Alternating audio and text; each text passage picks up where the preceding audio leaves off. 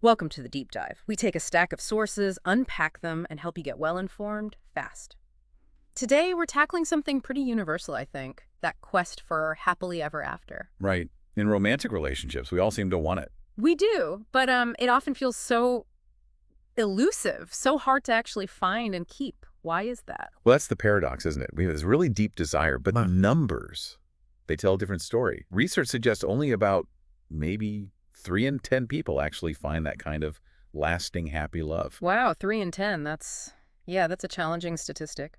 So, okay, our mission today in this deep dive is to really get into that puzzle. We want to go beyond the usual, surface level dating tips and try to understand what makes that 33% different from the other 67% who don't quite get there. Exactly. We're going to use a scientific lens, look at the data, the studies, and hopefully clarify what happily ever after could realistically mean for you and give you some solid info for making wiser choices when you're picking a partner. Okay, and I get the sense that some of our basic beliefs about love, they might be a bit off track. That's definitely part of it. We'll use this idea, this metaphor of having 3 wishes for love and show how sometimes, well, those wishes can actually lead you down the wrong path. Intriguing. Okay, let's start there. Part 1.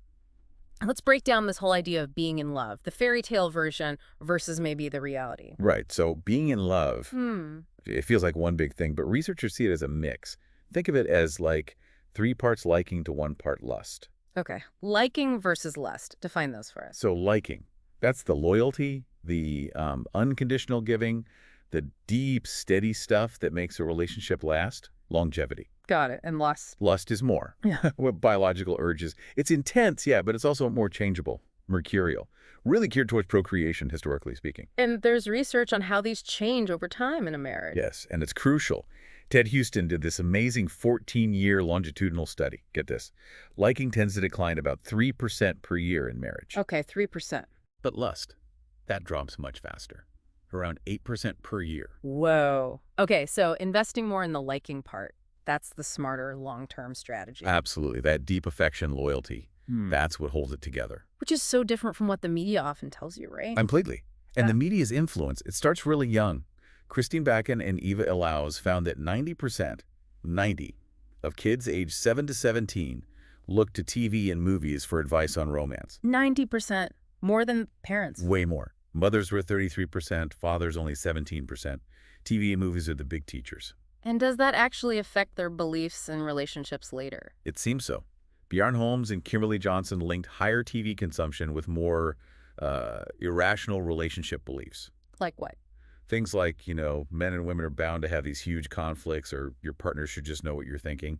Mind-reading stuff. Ah, yes, the mind-reading expectation. And unsurprisingly, holding those beliefs was linked to lower relationship satisfaction. It makes sense. And you see it in those classic stories, too. I'm thinking Disney. Oh, definitely. Litza Tanner's study looked at popular Disney films. Protagonists fall in love in minutes, looks are paramount, and boom, happily ever after. Yeah. It sets this impossible standard. Yeah, it really does. Which I guess leads us to this idea of wishing too much. Exactly. It's like we go into partner searching with a shopping list of traits. Yeah. But mathematically, that's a problem. There's this story about a girl named Anna, high school. She had 3 wishes: hot, Catholic, and a varsity athlete. Okay, specific wishes. Very. In her school of 500 boys, those 3 wishes narrowed the pool down to 1.2 boys. Basically 1. Huh, just one potential match. And if she'd added a 4th wish, mathematically, forget it, no one would fit. That really illustrates the odds, doesn't it? It reminds me of that NPR story, Kestenbaum, applying the Drake equation to dating. Yes. Finding a girlfriend in Boston. Started with 600,000 people. Yeah. Just 3 common wishes. Heterosexual, age 20, 40, college degree. Pretty standard stuff. Right. That took the pool down to 25,000. That's a 96% reduction right there. 96% gone with just 3 basic filters. So the insight here for you is pretty stark, but important. Wanting someone in the top 20% on, say, 3 different desirable traits. Your odds are roughly 1 in 10,000. 1 in 10,000. Yeah. And if you don't find that perfect combo, you often end up with a random collection of traits you didn't even really prioritize. It forces you to rethink what's actually important. Okay, so if wishing for the fairy tale is part of the problem and the math is against us, Oh. why are we wired this way? This takes us to part 2, right? The evolution of love. Exactly. Our instincts might be a bit outdated for modern romance. Yeah. There was this huge shift in why people got married starting about 150 years ago. What was marriage like before that? Well, for almost all of its 5,000-year history, the rules were just different. Passionate love wasn't the main driver. Think about Chopin and Sand. Famous lovers, right? The romantic ideal. But even they saw issues from the start. Chopin mentioned something repelled him about her. Sand said the only permanent thing about him was his cough. Ouch. Not exactly swoon. No. Friends even call Chopin a moral vampire. The point is, marriage historically wasn't primarily about that intense connection. It was about survival. Survival. That sounds grim. It often was. For millennia, the main goal of mating was, frankly, producing grandchildren, ensuring the family line continued. And life was tough. Flatt and Fogel's research, life expectancies below 40 until the mid-1800s. Only 1 in 3 kids even made it to age 15. Just surviving was the main challenge. Absolutely. Think about basic needs like calories. In the 1800s, the average person consumed maybe 2,100 calories, but just existing, sedentary, took over 1,800. That leaves barely 275 calories for work or anything else. It's like running on empty all the time. Wow. So in that world, what did you look for in a mate? Someone who could help the family survive. Good health, sure. Ability to work hard. And certain psychological traits were valued. Kindness, especially in women. Dominance, intelligence, conscientiousness in men. Things that signaled they could contribute and manage resources. Passionate love. Nice if it happened, but not the main criteria for marriage. Okay, fast forward to now. Things are different. Radically different, especially in wealthy nations. Food production is incredible. Think about wheat or corn. Hours to produce a bushel drops from like 373 in 1800 to just 8 by 1980. That's a staggering change. Huge. Plus medical advances, better sanitation. Communicable diseases aren't the killers they were. Economic wealth is way up. Now, 99% of kids in these nations survive to 15. Over 90% of people in the U.S. marry. Survival is almost a given. So prioritizing those old survival traits, it doesn't pay off like it used to. The return on investment is really low. Focusing heavily on, say, peak physical health or massive wealth for survival purposes, it doesn't gain you much anymore because survival is basically guaranteed. But we still feel those urges, right? That mate dollar study. Exactly. Even today, when you force people to budget their mate dollars, women tend to prioritize wealth, men prioritize looks. These are deep-seated, ancient preferences linked to reproductive fitness. So the modern puzzle is, how do we balance those old urges with what we actually need for a happy, long-term relationship now? That's the core question.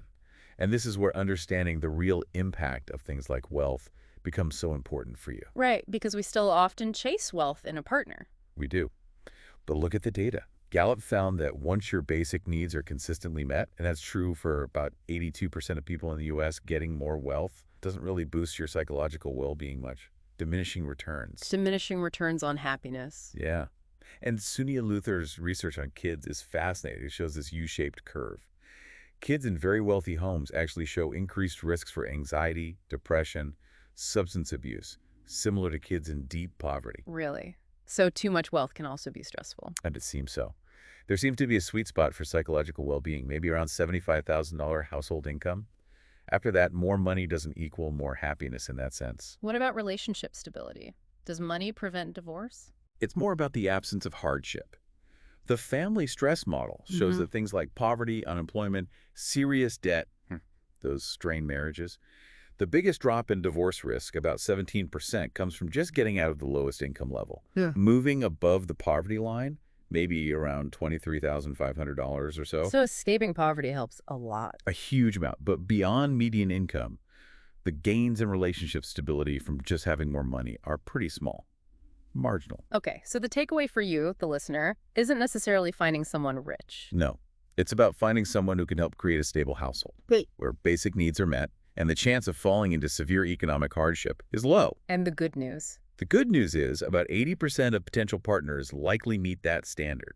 It really shifts the focus to who the person is, their personality, their character, what they do with what they have. That reminds me so much of my parents. They didn't have much money growing up. My mom admitted she only agreed to a second date because my dad had this cool, fast Chevy Impala. She definitely didn't predict he'd get rich, and she was right. But what made their marriage last over 30 years? It was him. His gentleness, his generosity, his laugh. I remember this one time. My mom found out he'd taken a big chunk of their savings, and bought socks, sports gear, coats, for kids at a juvenile detention center he volunteered at. Wow. She was mad for like a second, and then she just fell more in love. It was that stuff, not the bank balance. That's a perfect illustration. Yeah. It's the character, the actions.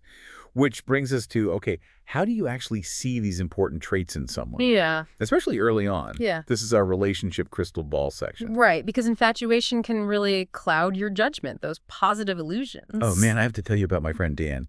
Utterly smitten with this woman, Elise. He finally asks her out. It goes well. She invites him to dinner at her parents'. Okay. Dan's already anxious. He drives up to this massive house, practically a fortress, meets her dad, an NFL offensive lineman, huge guy. Then the dog, El Capitan, this giant bull mastiff, charges out, slams into a wall, then just stares Dan down. Oh, it gets worse. At dinner, trying to be funny, Dan somehow accidentally grabs Elise's mom's breast, reaching for something. He didn't. He did. Spectacularly awkward. But he was so infatuated, he probably still thought things were going great. That is, wow. A textbook example of those positive illusions Sandra Murray and John Holmes talked about. Early on, you see everything through rose-tinted glasses. You overestimate the good, ignore the bad. And your partner, they're doing strategic self-presentation, showing you their best side. Hiding the flaws, so we get swept up. And the really sobering part, others see it more clearly. Often, yes. Paul Meal's work, and a study by Agnew, showed friends and family are actually better predictors of whether a relationship will last than the couple themselves. Better than the people in it. Yeah. We often miss those seeds of deterioration that are obvious to outsiders. Okay, so we need better tools, frameworks. What are these 3 wishes we should be focusing on? Right. 3 areas strongly linked to satisfaction and stability. First, personality traits. These are your stable ways of responding. Are you generally extroverted, calm, agreeable, or maybe neurotic? And these are pretty fixed. They become quite stable over time. There's a genetic component, plus how you were raised, the environments you choose. They all reinforce these traits. And which personality trait is most predictive for relationships? The big one is neuroticism.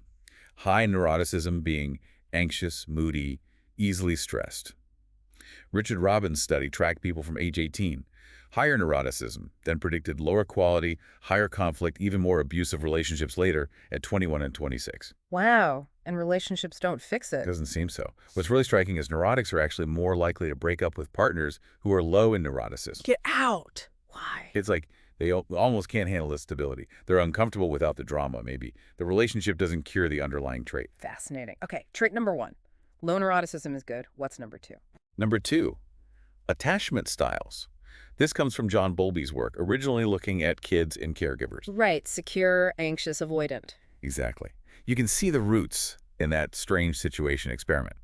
How does a baby react when mom leaves and comes back? Secure kids, upset but easily soothed. They caress the caregiver. Avoidant kids, they look like they don't care. Dismissive.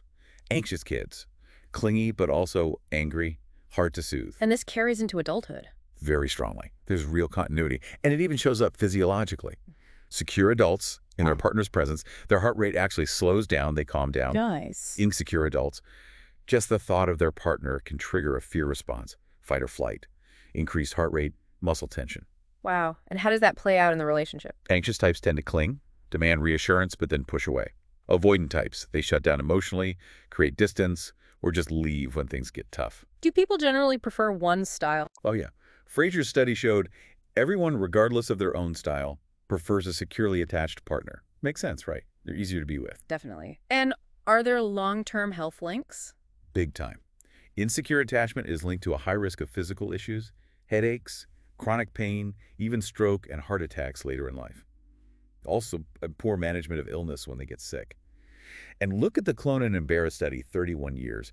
Avoidant women were way less likely to get married in the first place and twice as likely to divorce if they did, compared to secure women. 50% divorce versus 24%. That's a huge difference. So, okay, if you meet someone and you suspect they might have an insecure style, maybe from a tough childhood, is that a deal breaker? Not necessarily a deal breaker, no, but it's a definite yellow flag, let's say. Something to look into more deeply. Overcoming insecure patterns takes real work. Time, insight, courage. For the avoidant person, it's learning not to run. For the anxious, it's not to panic. It's possible, but it requires awareness and effort. Okay. Personality, attachment style. Oh, what's the third wish? Third wish, relationship markers. These are the specific behaviors and patterns within the relationship itself. red flags and green lights. This makes me think of Katie and Will, the socks incident. Tell me about the socks. Okay, Katie comes home, tired. Will's dirty socks are everywhere. She just loses it, starts yelling about him being lazy and inconsiderate. He says, they're just socks. Big mistake. Uh-huh. She picks up a beer bottle and throws it at him. Whoa. Okay, yeah, that's dramatic. That's more than socks. Right. So how do you spot those underlying issues before beer bottles start flying? How do you tell annoying habits from serious red flags? That's the challenge. Two major red flags to watch for. One is trait-like partner attributions. This is when, after something bad happens, you blame it on a permanent flaw in your partner. You're always selfish. You're just lazy. Attacking their character, not the behavior. Exactly. Carney and Bradbury found this strongly predicts relationship satisfaction going down and divorce risk going up. Okay, that's a big one. What's another red flag? The demand withdrawal pattern. You see this a lot. One partner wants to talk about an issue, pursues, demands engagement. The other partner shuts down, avoids, withdraws. Stonewalling, basically. Pretty much. It kills communication. Problems don't get solved. Resentment just builds and builds. Got it. Any key green lights to look for? Signs things are healthy. Absolutely. A really powerful one comes from Shelley Gable's research. Capitalization. Capitalization. It's how you respond when your partner shares good news. Something positive happens then. Do you engage actively and enthusiastically? That's amazing. Tell me more. Exactly. That kind of active, constructive response amplifies their joy, builds intimacy, strengthens the bond.